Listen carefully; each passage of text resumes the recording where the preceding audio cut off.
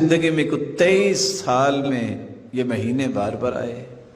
40 سال کے بعد تو آپ کو نبوت ملی، لیکن 23 سال کے عرصے میں آپ نے کسی ایک سال بھی صحابہ کو اکٹھا کیا ہو کہ آج جو ہے نا وہ شب برات بھی ہے اور آج شب معراج بھی ہے، تو آج آپ کو اتنے نوافل پڑھنے چاہیے، آج آپ کو اتنے روزے رکھنے چاہیے صبح اٹھ کے، اور آپ کو یہ اعمال کرنے چاہیے.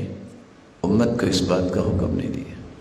بات وہی ہے کہ سوچنے والا آج بھی سوچتا ہے اور لاجک بھی یہ پیش کرتا ہے. نیکی ہے نا، اصل میں نیکی وہ ہے جس کو قرآن نے ڈیفائن کر دیا.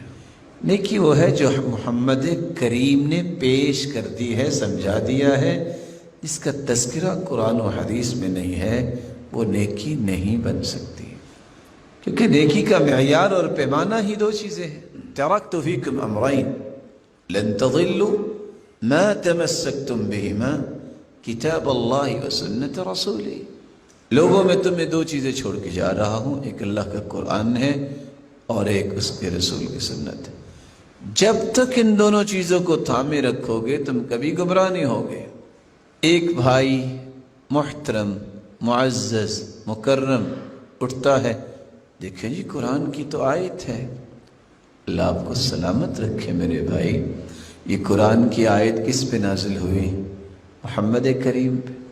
سب سے پہلے کنہوں نے سنی؟ صحابہ کرام نے. یہ مفہوم ان کو سمجھ آیا جو آپ سمجھ بیٹھے ہیں؟ دیکھیں جی قرآن کہہ رہا ہے اِنَّا أَنزَلْنَاهُ فِي لَيْلَةٍ مُبَارَكَةٍ، ہم نے برکت والی رات میں قرآن اتارا ہے. فِيهَا يُفْرَقُ كُلُّ أَمْرٍ حَكِيمٍ. میرے معزز میرے محتشم، قرآن کی آیت تو آپ نے صحیح پڑھی ہے. جو مفہوم آپ نکالنے جا رہے ہیں کسی صحابی کو بھی سمجھ آیا؟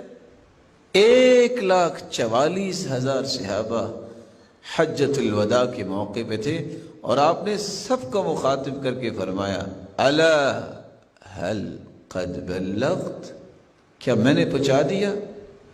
سب نے کہا کہ آپ نے اللہ کا دین ہمیں پہنچا دیا. پھر اللہ کے رسول نے اپنے رب کو بھی گواہ بنایا، اللہم اشہد فانی قد بلغت، اللہ گواہ رہنا میں نے سارا دین پہنچا دیا. نبی کریم صلی اللہ علیہ وسلم نے تو دین سارا پہنچا دیا. اگر تو اس دین کے اندر اس بات کا تذکرہ ہے کہ لوگوں کو یہ رخ دیا جائے کہ آپ نے یہ کرنا ہے اور آپ نے وہ کرنا ہے، تو پھر تو ماننا چاہیے. جو مانتا نہیں وہ تو مجرم بنے گا اللہ تعالیٰ کے ہاں. لیکن جس چیز کو دین نے پیش نہیں کیا اس کو اپنی تجرباتی زندگی کو دلیل بنا کر کے میرا ایکسپیرینس یہ کہتا ہے، میرے فلاں نے یہ کہا ہے، میرے علان نے یہ کہا ہے، اور یہ فلاں کتاب میں لکھا ہے. جس کتاب کا تذکرہ جو ہے کرتے وقت بھی سوچنا پڑتا ہے اس کو کتاب حدیث کی کہیں، تاریخ کی کہیں، وجدان کی کہیں، حکمت کی کہیں، کیا کہیں، تو یہ ہمیشہ انسان اپنے آپ کو راہ راست سے دور رکھے گا. جو قرآن و سنت سے اعراض کر